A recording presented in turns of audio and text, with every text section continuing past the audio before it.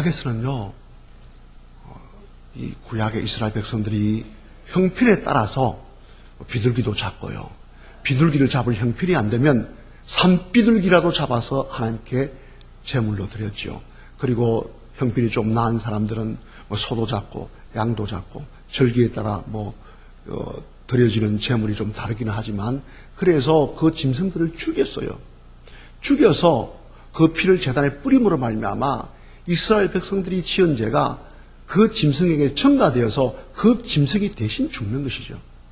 그런데 예수님께서 2000년 전에 오셔서 우리의 모든 죄를 위해서 대신 십자가에 못 박혀 돌아가시고 우리는 산자가 되었습니다.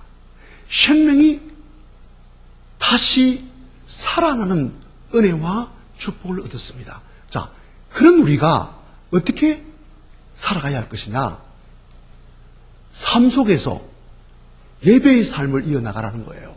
다시 이야기하면 하나님이 기뻐하는 거룩한 산제물, 산제물의 삶을 살라는 거예요.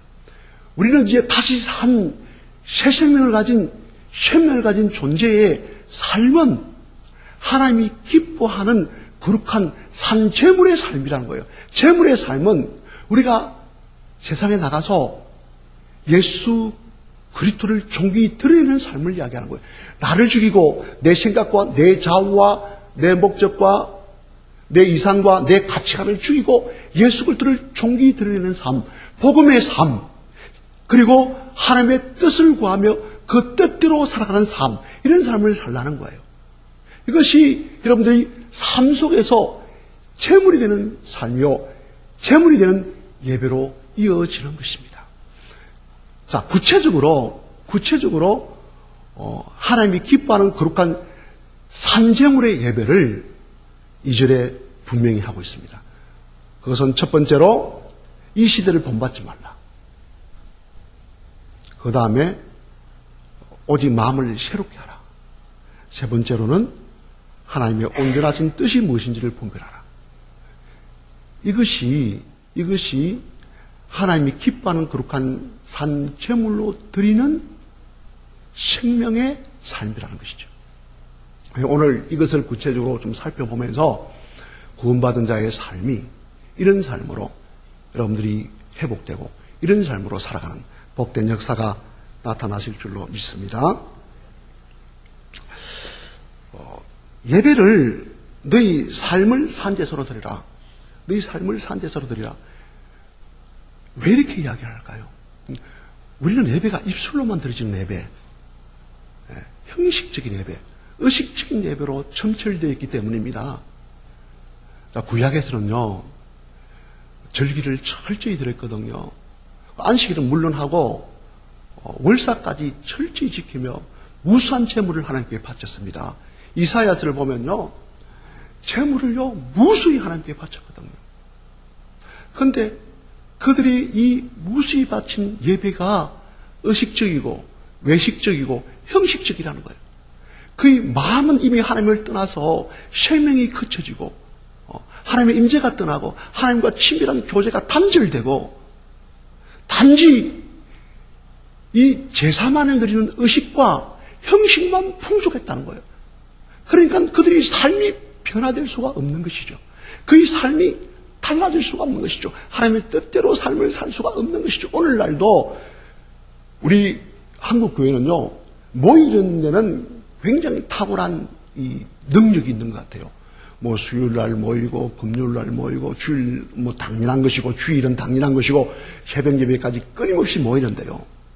이 모여서 드리는 예배가 하나님과 친밀한 교제의 예배냐, 하나님께서 계시하실 때 그 말씀에 우리가 응답할 수 있는 그런 신령한 예배냐, 진리와 영 예배냐, 아니면 여러분 입술로 드리며 의식적으로 형식적으로 드리는 예배냐, 굉장히 중요한 문제죠. 우리가 세상에서 삶을 살면서 왜 예배의 삶을 살지 못합니까? 왜 예수 그리스도를 존귀히 드리는 삶을 살지 못합니까? 왜 복음의 삶을 살지 못합니까? 하나님과 친밀함이 단절된 거예요. 내 안에 하나님 말씀이 떠나 있는 거예요. 생명이 떠나 있는 거예요. 그러니까 삶이 변화되지 않는 것이죠. 형식과 의식은 살아있는데 예배는 열심을 내는데 우리의 삶의 변화가 없는 것이 바로 이런 문제라는 것이죠. 그래서 하나님께서는 하나님이 기뻐하는 거룩한 산제물로 너희들이 드리라는 것이죠. 자, 그게 첫 번째가 이 시대를 본받지 말라 하는 것입니다. 왜 이 시대를 본받지 말라고 하나님께서 말씀하셨냐면 이 시대는 굉장히 매력적이고 매혹적입니다. 여러분, 룻이 소돔과 고모라 성을 볼 때 그 화려한 문화의 매력에 빠져서 거기에 끌려 들어가지 않았습니까? 이스라엘 백성들은 애굽의 이 풍성함, 애굽의 거대한 문화에 매혹을 느꼈죠. 바벨론의 웅장함, 이 매력적이죠. 예수님 당시에 헬라의 문화와 철학은 이스라엘 백성들에게 매력적으로 느껴질 수밖에 없었습니다. 로마의 화려한 문화, 거대한 찬란한 문화, 그것을 이스라엘 백성들이 볼 때 매력적으로 느껴질 수밖에 없지 않겠습니까? 오늘날은요, 고도의 물질 문명, 고도의 기술 문명, 고도의 도시 문명, 예, 그것이 우리에게 매력적이죠. 강남 문화, 우리에게 매력적일 수밖에 없습니다. 그리고 우리의 일상생활에 나타나는 스포츠, 영화, 음악 할 것 없이 이 모든 곳에서는요, 그 저변에 죄가 흐르고 있다는 사실을 우리는 알아야 합니다. 인간에게는 항상 죄 욕망이 있어요. 이 죄 욕망이 내부적으로 있고 외부적으로는 그 매력적인 세상이 있습니다. 그럼 우리가 훨씬 죄에 물들기 쉬워요. 우리가 하나님 말씀으로 가고 진리의 길로 가고 생명의 길로 가고 좁은 길로 가고 그리고 주의 뜻을 따라 삶을 살아가야 하는데 그것이 정상적이고 그렇게 살아가야 하는데 우리는 죄의 속성을 가지고 있기 때문에 세상에 훨씬 물들기 쉽다는 것입니다. 우리는 구원받은 자지요. 우리는 세상을 이긴 자입니다. 예수 그리스도께서 세상을 이기시고 우리는 그래서 이 세상의 모든 문화를 누려야 된다 이렇게 생각할 수도 있습니다. 예, 틀린 말은 아니에요. 그러나 이 세상에 흐르는 저변에 흐르는 죄의 속성들이 내재되어 있다는 것이죠. 죄가 웅크리고 숨어 있다는 것이죠. 사단은 그것을 알고 우리의 연약함, 죄 속성을 건드려서 우리가 거룩하게 살고 진리 안에 살고 하나님의 뜻을 구하며 삶을 사는 것에 끊임없이 방해하고 있습니다. 그래서 이 시대를 성경에는 뭘로 표현을 하고 있냐면 이 시대를 폐역한 시대라고 이야기를 하고 있습니다. 예. 이 세상을 보세요. 이 사랑도 제가 여러분들에게 계속해서 말씀드리지만 사랑도 내 안에서 사랑을 만들어내지 못해요. 예. 내 안에는 선이 나올 수 없다니까요. 내 안에는 진리가 나올 수 없어요. 왜냐하면 우리 인간은 부패한 욕심으로 가득 차 있기 때문입니다. 물론 세상 사람들과 구원받은 사람들의 삶의 어떤 질이 다르고 가야 할 목적이 다르지만 우리에게는 육신의 것이 남아있다는 것이죠. 예. 이 육신의 것이 남아있어서 끊임없이 이 사단이 이 육신의 것을 건드리며 유혹하고 또 우리를 넘어뜨리기 위해서 안간힘을 쓰고 있다는 사실입니다. 우리가 이 시대를 본받지 말아야 할 이유는 이 시대는 죄와 추악함과 더러움으로 난무되어 있기 때문입니다. 그리고 우리는 하나님의 백성으로서 믿음의 삶을 살아가야 되는데 그 믿음의 삶이 그 세상 풍속을 쫓지 않고 유행을 쫓지 않고 유행은 뭐냐면 변덕스러운 사람의 마음이죠. 변덕스러운 사람의 마음을 쫓지 않고 하나님의 말씀을 따라 믿음의 삶을 살아감으로 말미암아 그리스도인의 가치와 영광과 축복을 누리는 복된 심령들 되시기를 주님의 이름으로 축복합니다. 사실 이 시대의 저변에 흐르고 있는 죄의 기류를 우리가 깨닫지 못하는 것이 문제예요. 하늘나라 소망도 저버리고 현실적 세속주의에 빠져서 죄에 물들어가는 오늘날의 성도들을 생각할 때 마음이 안타까울 수밖에 없습니다. 이 시대를 보는 영적 안목이 없어요. 영적 통찰력과 분별력이 없는 시대에 우리가 살고 있습니다. 사단은요, 변신을 하는데 어떻게 변신해서 나타나냐면 광명의 천사로 변신해서 나타납니다. 예. 계몽주의적인 이름으로 우리에게 나타납니다. 무브먼트, 운동이란 그런 그 이름 하에 우리에게 접근을 합니다. 다시 이야기합니다. 광명의 천사로 우리에게 접근을 한다니까요. 우리가 아주 좋은 모습으로 접근을 한다니까요.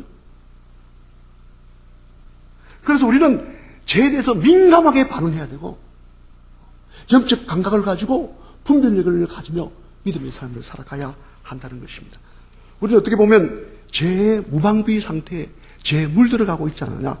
그래서 하나님께서 이 시대를 본받지 말라 이렇게 말씀을 하고 있는 줄로 믿습니다. 그 다음에 마음을 새롭게 하라. 왜 우리가 마음을 새롭게 해야 되는 줄 아세요? 우리의 마음은 성경에서 이런 것들로 가득 차 있기 때문입니다. 디모데후서 3장 1절 말씀을 보면 자기를 사랑하고 돈을 사랑하고 자랑하고 교만하고 해방하고 거역하고 불평하고 무정하고 참수하고 무절제하고 사납고 배반하고 조급하고 쾌락 이런 것들이 우리의 안에 가득 차 있는 거예요. 이런 잡초들이 무성하니까 생명의 씨앗이 떨어져도 그 생명의 씨앗이 자라나지 않는 거예요. 네. 그래서 이런 이 잡초와 같은 이런 더럽고 추악한 것이 우리에게 가득 차 있으면요, 이런 마음으로 세상을 보면 세상이 훨씬 매력적으로 보인다니까요. 훨씬 좋게 보인다니까요. 그러니까 세상에 우리가 끊임없이 넘어가고 세상에 종로를 하면서 삶을 살아갈 수밖에 없는 거예요. 그래서 이런 우리 안에 이런 잡초와 같은 것, 이것을 제거하기 위해서는요, 회개의 길밖에 없어요. 회개. 그래서 우리는 끊임없이 회개하며 믿음의 삶을 살아가야 하는데요. 회개는 메타노이아입니다. 메타는 바꾸다는 뜻이고, 노이아는 마음, 생각 이런 뜻입니다. 그러니까 생각과 마음을 바꾸라는 거예요. 그게 메타노이아, 회개입니다. 회개를 통해서만 우리는 이런 잡초와 같은 이런 더럽고 추악한 죄를 끊어낼 수 있다는 사실을 믿으시기를 축복합니다. 우리는요, 우리 스스로 죄를 해결할 수 있는 능력이 없다니까요. 우리가 우리 스스로 죄를 해결할 수 있는 능력이 있으면 예수 그리스도께서 오실 필요도 없죠. 우리가 우리 죄를 스스로 해결할 수 있는 능력이 없기 때문에 예수님께서 우리를 구원하기 위해서, 우리의 죄 문제를 해결하기 위해서 이 땅에 오신 것 아닙니까? 서가라서 7장 12절을 보면 그 마음을 금강석 같게 하여 율법과 만군의 여호와가 그의 영으로 옛 선지자들을 통하여 전한 말을 듣지 아니하므로 큰 진리가 만군의 여호와께로부터 나왔도다. 선지자들이요, 하나님 말씀을 전하는데 이스라엘 백성들이 그 말씀이 들어가지 않는 거예요. 왜 들어가지 않느냐? 이 마음이 금강석 같은 철문으로 닫아 놓았기 때문이에요. 금광석이 뭡니까? 금광석, 다이아몬드라는 거예요. 다이아몬드가 얼마나 단단합니까? 이 단단한 철문으로 자기를 가둬놓고 닫아놓은 거예요.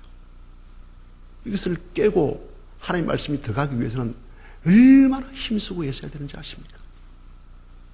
이런 마음이 녹아내리도록 여러분 은혜에 잠겨야 합니다. 하나님 사랑에 잠겨야 합니다. 말씀에 잠겨야 합니다. 그래야 우리가 그루의 길을 갈 수 있고 하나님이 요구하시는, 하나님이 기뻐하시는 내 몸을 산제물의 예배를 드릴 수 있고 삶 속에서 예수 그리스도를 존귀히 드러내며 하나님과 친밀하며 하나님 뜻을 펼쳐나가는 복된 복음의 삶을 살 수 있는 줄로 믿습니다. 그래서 신명기 6장 4절부터 6절까지 말씀에서는 오늘 이 말씀을 마음의 색이라고 했어요. 예, 마음판의 색이라. 마음판에 새기고 말씀이 쳐져들고 하나님의 사랑에 쳐져들고 하나님 은혜에 쳐져들어요. 이 더럽고 추악한 죄가 물러나고 하나님의 새로운 영으로 가득하며 생명으로 가득하며 그 생명의 그 물줄기가 교회부터 이웃으로 흘러가는 축복의 역사가 나타날 줄로 믿습니다. 제가 지금 시간이 없어서 마지막 하나님의 선하시고 기뻐하시고 온전한 뜻을 분별하라는 말씀만 드리고 마치겠습니다. 제가 여러분들에게 이런 이야기를 자주 했습니다. 이 성경에 나오는 위대한 믿음의 조상들은요, 자기가 뭔가 꿈을 꾸고 그 꿈을 이루어 놓은 기록은 한 군데도 없습니다. 다시 이야기하면 위대한 믿음의 조상들은 자기가 꿈을 만들어서 꾸어서 하나님의 힘으로 성취된 사건이 한 사건도 없다는 것입니다. 아브라함을 보세요. 아브라함이 믿음의 조상이 되겠다는 꿈을 꾸어본 적이 있습니까? 아닙니다. 꾸어본 적이 없습니다. 요셉, 제가 가끔씩 요셉을 이야기하는데 요셉의 꿈의 사람이라고 이야기하는데 꿈의 사람 아닙니다. 요셉이요, 하나님께서 꿈을 주어서 그 꿈을 꾸었습니다. 여러분들이 늘 밤마다 꾸는 꿈처럼 그런 꿈을 준 거예요. 그래서 그 꿈을 꿨어요. 근데 요셉이 애굽의 그 화려한 문화, 그 애굽의 강력한 나라의 군무총리가 될 것이라는 꿈은 전혀 꾸지 않았습니다. 제자들이요, 베드로나 요한이나 안드레 같은 경우는 그 꿈은 아주 소박했습니다. 예. 그 꿈이 있다면 오늘 고기 좀 많이 잡아서, 응? 우리 식구들이 풍성하게 좀 먹고, 또 더 큰 꿈이 있다면 배 한 대 더 사서 사업 확장하고, 뭐 이런 꿈 외에는 뭐 무슨 꿈이 있겠습니까? 그 나사렛에서. 그리고 여러분 다윗 보십시오. 다윗이 이스라엘 백성들의 그 선한 왕이 될 것이라는 꿈을 꿨습니까? 꾼 적이 없습니다. 다윗은 그냥 뭐 목동으로서 그 양이나 치고, 또 심심하면 돌판매진하고, 그리고 늑대가 뭐 오면 그 자기가 늘 평소에 연습했던 돌팔매로 뭐 늑대를 쫓아내고 뭐 이런 것 겨우 이것 외에는 뭐 무슨 꿈을 꾸겠습니까? 근데요, 이런 믿음의 조상들이 공통적인 특징이 있습니다.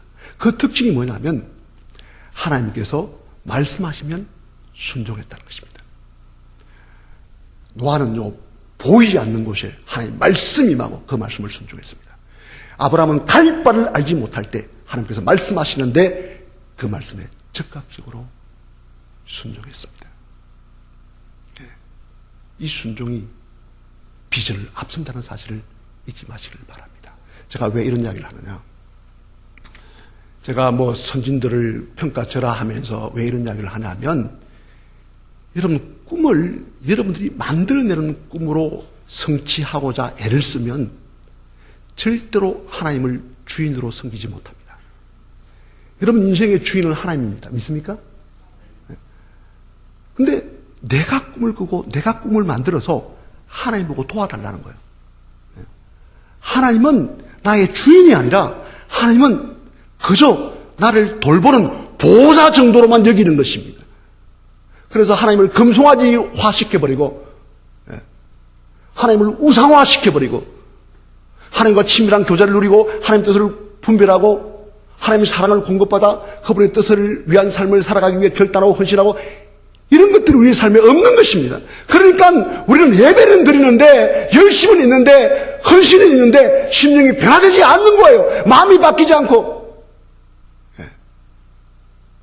하나님 뜻을 분별하지 못하는 그런 삶을 살아가고 있는 거예요. 그래서 제가 이런 이야기를 하는 것입니다. 여러분, 하나님이 우리의 삶의 주인 되십니다. 믿습니까? 하나님께서 우리의 꿈을 계획하시고 우리의 꿈을 주시는 것입니다.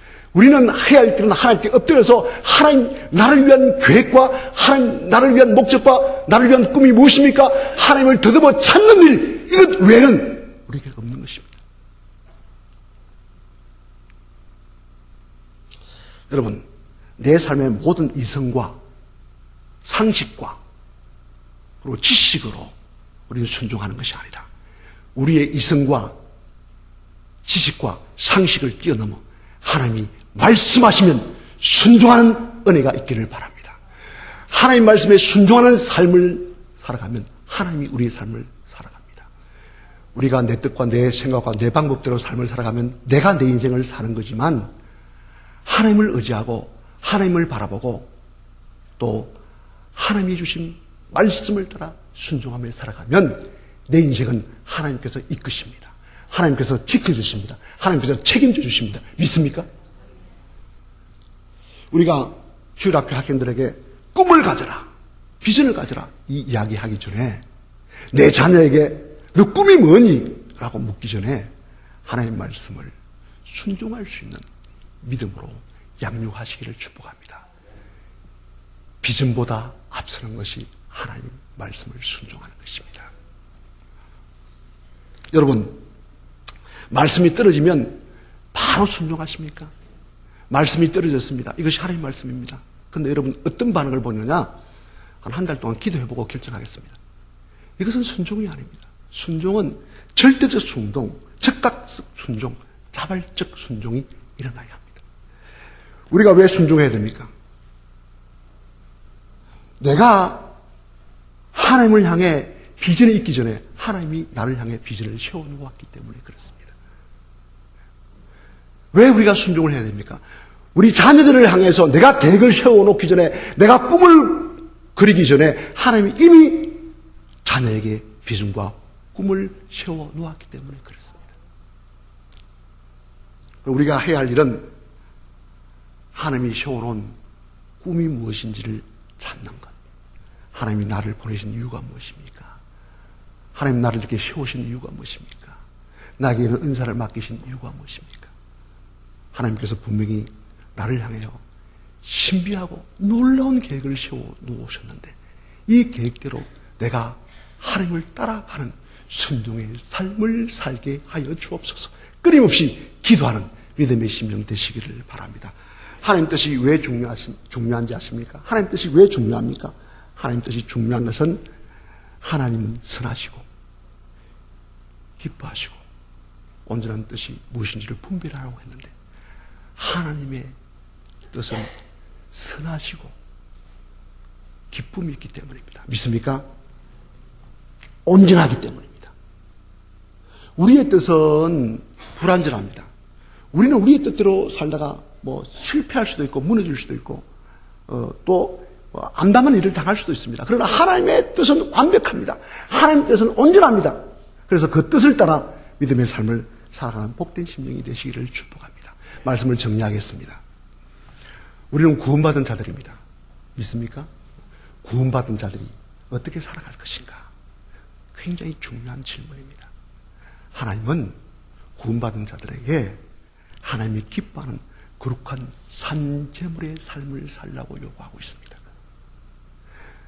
그런 산제물의 삶은 먼저 이 시대를 본받지 않고 마음을 새롭게 하여 바꾸고 하나님이 기뻐하시고 온전한 뜻을 따라 삶을 살아가는 것. 이것이 우리가 하나님이 기뻐하시는 산제물의 삶인 줄로 믿습니다. 이런 삶 속에서 하나님의 영광이 나타나고 이런 삶 속에서 우리의 가치가 나타나게 되어 있는 것입니다. 모세를 보십시오. 모세는 그리스도를 위하여 고난받는 것이 애굽의 보화보다 더 좋게 여겼다는 기록이 있습니다.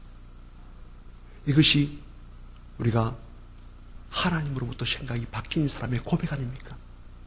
여러분, 그리스도를 위해 받는 고난이 애굽에 있는 보화보다 더 좋게 여길 수 있는 믿음의 사람으로 여러분들이 삶을 살아간다면 정말 여러분들을 통해서 하나님의 뜻이 분명히 드러날 것이고 여러분들은 이 인생에 가치 있는 삶을 살아갈 뿐만 아니라 하나님께 영광 돌리는 믿음의 삶을 살아가는 복된 심령이 될 줄로 믿습니다.